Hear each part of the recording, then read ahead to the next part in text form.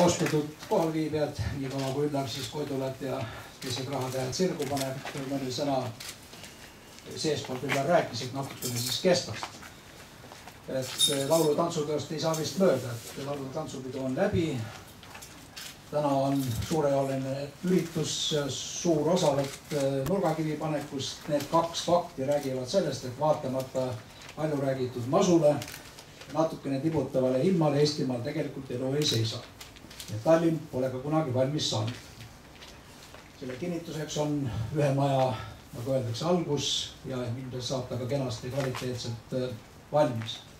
Nagu Rein nimetas, tõepoolest Riigi Kinnisvara Aktsiaseltsile Justiitsministeerium on ajalooliselt ja objektiivselt suurim partner.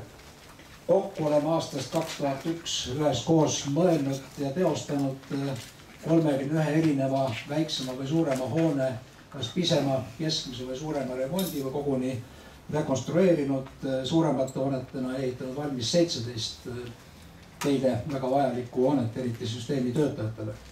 Kokku oleme ehitusse ja müüridesse pannud 1,2 miljardit krooni. Üks osa sellest esimese arve näol on ka tasutud juba selle maja puhul. Ja kui liita sinna kohtkindel mööbel, sisustus ja muud asjad, siis ma arvan, et investeering ulatub kusagil 1,4 kuni 1,5 miljardi kroonini.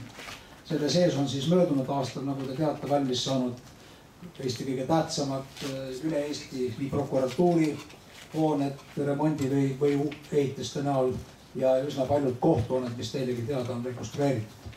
Kohtuekspertiisi hoone ei ole esimene koostööprojekt selles mõttes, et Kohtla-Järve sai omal ajal täpselt samuti rekonstrueeritud ja tegemist on ka selles hinnas piisavalt ilusa, imposantse ja kaasaegse hoone.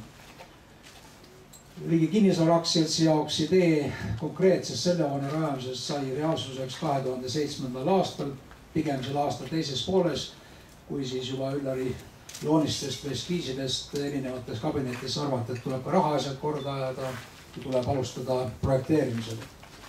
Selle maja projekti tegijaks ja autoriks on Amhold, kes on viimasel ajal rajanud päris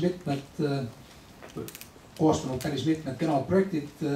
Meie jaoks väga oluline Justiitsministeeriumi koostöös ka see, et on valminud tegelikult Tallinna uue vangla, Maardus asetseva või tulevikus ehitatava vangla projekt, samuti nende töös ja tegemises.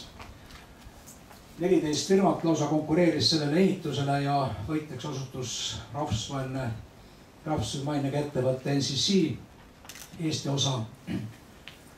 Projekti järelevalvet teostab TSM projekti juhtimise aktsiaselts ja kõik on tuntud nimed, ei kahtlegi, et see algus on olnud piisavalt aktiivne ja hea ja et see ehitus koostöös meie poolt siis tellijana Riigi Kinnisvara Aktsiaselts kui nimetatud ühikud, isikud ja asutused, et me saame selle majaga tähtajaks ja kvaliteetselt hakkama.